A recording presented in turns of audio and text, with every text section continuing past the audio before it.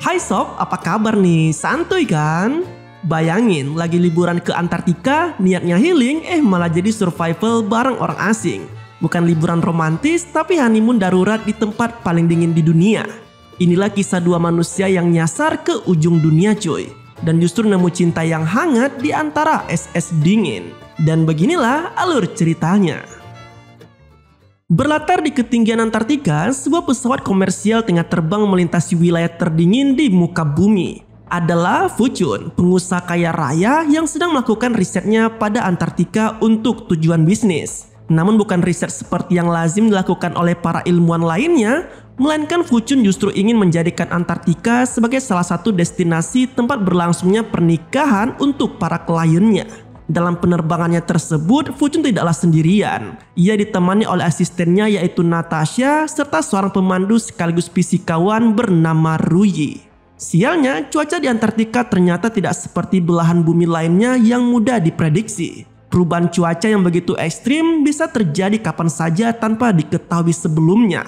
Seperti yang terjadi saat ini, jalur yang dilalui pesawat tersebut tiba-tiba terhalang oleh badai topan yang besar. Sayangnya, meski sempat mencoba memutar arah, namun pesawat yang disewa Fuchun lebih dulu digulung oleh badai yang datang begitu cepat. Hingga akhirnya pilot pun kehilangan kendali dan terpaksa harus melakukan pendaratan darurat. Namun melakukan pendaratan darurat di tengah badai jelas bukanlah perkara yang mudah. Pesawat yang tak bisa dikendalikan ditambah dengan jarak pandang yang begitu terbatas akhirnya membuat pesawat menabrak pegunungan di sana. Usai insiden tadi, Fuchun yang tersadar kini mendapati dirinya telah berada di luar badan pesawat. Beruntung ia tak mendapat luka apapun di tubuhnya. Berbeda dengan dua penumpang lainnya, Natasha mengalami pendarahan akibat benturan di kepalanya. Sementara Ruyi tak bisa bergerak menyusul kakinya yang terhimpit oleh kepingan badan pesawat. Tak tega dengan kondisi tersebut, Fuchun pun berusaha menyelamatkan keduanya. Meski sulit untuk dilakukan, Fuchun akhirnya berhasil membawa kedua penumpang keluar dari pesawat, tepat sebelum badan pesawat yang hancur itu tenggelam di lautan es.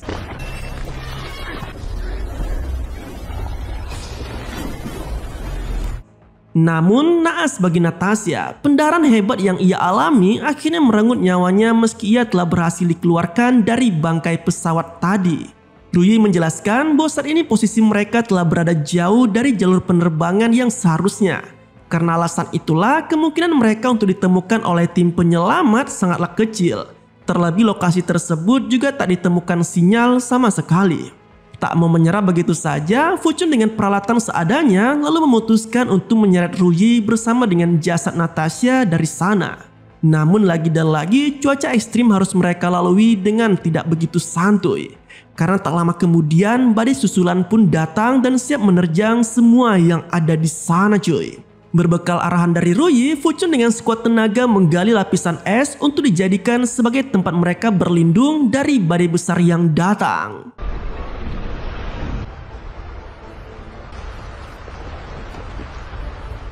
Setelah badai reda, Fuchun lalu menguburkan jasad Natasha sebelum memulai kembali perjalanannya dengan Ruyi.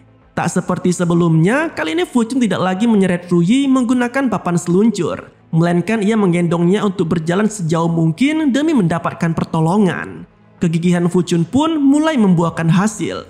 Perjalanan yang dilaluinya dengan susah payah itu akhirnya berujung pada ditemukannya sebuah camp kecil yang terbengkalai bekas penelitian.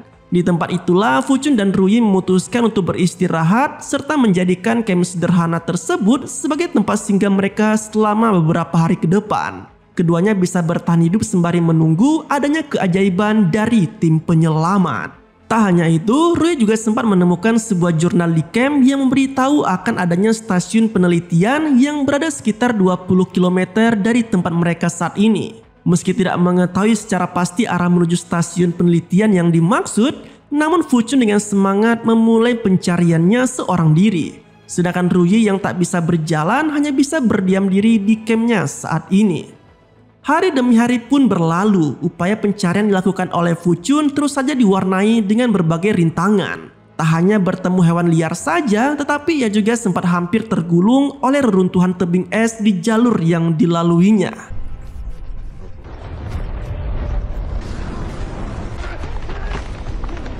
Tanpa terasa 2 minggu pun telah berlalu dan stok persediaan makanan di camp mereka mulai menipis. Kondisi inilah yang akhirnya memaksa Fuchun dan Ruyi untuk memakan apa saja termasuk bangkai binatang yang ditemukan oleh pria tersebut. Namun tak seperti yang dibayangkan sebelumnya, bangkai yang dimasak dengan bumbu ala kadarnya ternyata sangat tidak enak dan tak layak untuk dikonsumsi. Alasan inilah yang mendorong Fuchun untuk mulai berburu hewan di luar sana. Salah satunya yaitu dengan cara memancing di lautan beku. Berbekal sebuah tongsis yang telah dimodifikasi, Fuchun secara mengejutkan berhasil mendapatkan ikan yang akan ia jadikan sebagai makanan bersama Ruyi. Namun sial, angan-angannya untuk menyantap ikan hasil pancingan tadi harus sirna seketika. Karena dalam perjalanan menuju ke camp, Fuchun malah terperosok ke dalam jurang yang terkubur oleh lapisan salju. Alhasil, ia pun pingsan setelah mendapat benturan keras dalam insiden tersebut. Di sisi lain, Ruyi yang sendirian di camp mulai merasa khawatir akan nasib Fuchun. Bagaimana tidak, pria yang menjadi satu-satunya harapan baginya itu belum juga kembali ke camp selama 2 hari sejak kepergiannya. Situasi juga kian genting karena saat ini camp semakin terasa dingin menyusul genset yang mati secara tiba-tiba. Atas dasar itulah, Ruyi yang belum bisa berjalan lantas nekat merangkak keluar dari camp hanya untuk menghidupkan kembali genset di sana. Sialnya kondisi tubuh Ruyi yang lemah ditambah lagi dengan kakinya yang patah dan genset yang sulit untuk dihidupkan justru telah membuat wanita itu semakin terpuruk cuy. Hingga akhirnya Ruyi pun pingsan di tengah cuaca dinginnya area camp tersebut. Kembali ke Fuchun, ia yang telah tersadar dari pingsannya perlahan mulai mencari cara untuk bisa keluar dari goa es tempatnya terperosok tadi. Dalam momen inilah Fuchun mulai menyadari setiap kesalahan yang telah ia buat selama hidupnya. Termasuk mulai timbulnya perasaan peduli yang teramat besar akan kondisi Ruyi yang telah ia tinggalkan di camp sendirian. Secara mengesankan, Fuchun dengan peralatan seadanya dan semangat dalam dirinya yang luar biasa akhirnya mampu membawanya keluar dari goa es yang telah mengurungnya selama beberapa hari itu. Dengan cepat, ia pun bergegas kembali ke camp tanpa memikirkan kondisi tubuhnya sendiri. Setibanya di camp, Fuchun yang mendapati Ruyi telah tergolek lemas di luar pun segera membawanya masuk untuk mendapatkan pertolongan. Di hari berikutnya, penjelajahan kembali dilakukan oleh Fuchun. Namun belum juga beranjak jauh dari camp mereka, Fuchun tiba-tiba kehilangan penglihatannya. Dengan sangat ketakutan, ia pun berteriak memanggil-manggil nama Ruyi seraya untuk menunjukkan sumber suara kemana ia harus kembali.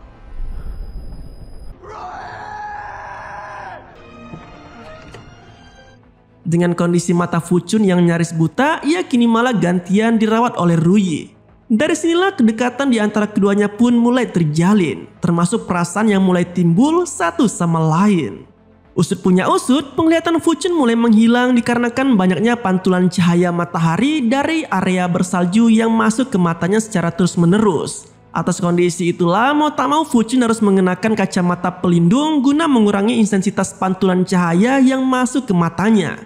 Namun karena terbatasnya peralatan di dalam camp, akhirnya Ruyi memberikan pakaian dalam miliknya untuk dijadikan sebagai pelindung mata Fuchun.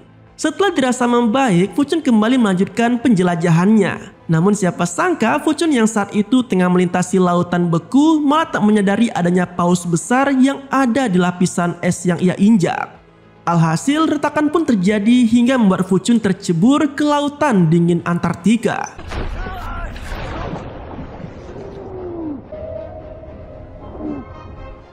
Dengan susah payah, Fuchun yang saat itu basah kuyup, menggigil dan nyaris membeku dengan sisa tenaganya berusaha kembali ke camp untuk meminta pertolongan pada Ruyi. Setibanya di camp, Ruyi yang mendapati Fuchun datang dalam kondisi yang nyaris beku itu pun langsung berinisiatif menolongnya dengan menjadikan suhu tubuhnya sendiri sebagai penghangat untuk Fuchun. Alhasil hari itu mereka lalui dengan tidur bersama tanpa selai pakaian yang menutupi keduanya. Bisa dibayangin bagaimana dinginnya keadaan mereka saat ini cuy. Satu-satunya sumber kehangatan adalah tubuh mereka sendiri. Secara ajaib aksi yang dilakukan oleh Ruyi ternyata mampu menolong Fuchun yang saat itu mulai membeku. Kini keduanya nampak telah semakin dekat dan mulai berdamai dengan kondisi di sana.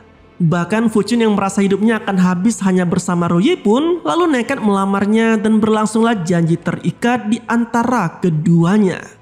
Di hari yang berbeda, penjelajahan kembali dilakukan oleh Fuchun. Namun kali ini ia menggunakan arah yang berbeda dari yang dilakukan sebelumnya, dengan jarak yang lebih jauh dan harapan besar untuk bisa mencapai stasiun penelitian.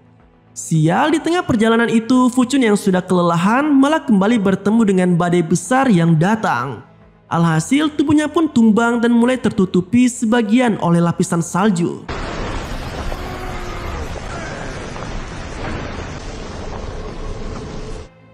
Di luar dugaan, Fuchun yang saat itu mulai tersadar malah mendapati adanya stasiun penelitian yang sudah cukup dekat dari lokasinya. Dengan penuh semangat, ia pun segera menuju ke area stasiun penelitian dan mencoba meminta pertolongan dengan memanfaatkan drum kosong yang ada di sana. Tak lama kemudian, tim peneliti yang mendengar suara kegaduhan pun segera mendatangi sumber suara dan menolong Fuchun yang telah tergolek di sana.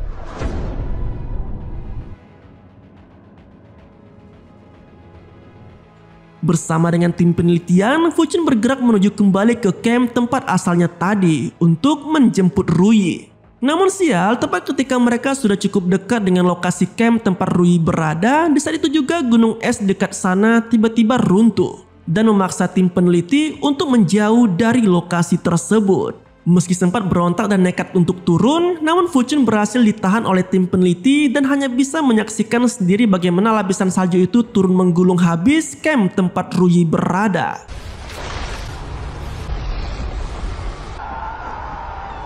Entah apa yang ada di benak Fuchun. Ia yang saat itu tengah dirawat di stasiun penelitian tiba-tiba tergerak untuk kembali ke lokasi camp dan menyelamatkan Ruyi. Dengan kondisi tubuh yang belum fit, Fuchun nekat mencuri motor salju yang ada di stasiun penelitian untuk kembali mencari Ruyi. Dan siapa sangka cuy, upaya yang dilakukan Fuchun pun membuahkan hasil. Wanita yang telah berjuang bersamanya itu ternyata masih selamat dan ditemukan tak jauh dari lokasi camp sebelumnya. Dengan penuh haru, Fuchun menggendong tubuh Ruyi untuk menolongnya. Bersama dengan munculnya aurora di atas langit Antartika yang begitu santuy dan indah. Dan film pun berakhir dengan begitu bahagia. Di dunia yang nyaris membeku, dua hati justru mencair dan menemukan hangatnya arti hidup. Till the End of the World bukan sekedar kisah bertahan hidup, tapi tentang bagaimana takdir bisa mempertemukan dua jiwa di tempat yang paling tak terduga. Karena kadang untuk benar-benar mengenal seseorang, kamu harus terdampar bersama di ujung dunia. Meski dunia terasa beku, film ini bikin kita sadar, cinta itu nggak selalu datang di tempat yang nyaman. Terima kasih telah menonton, sampai jumpa pada video selanjutnya.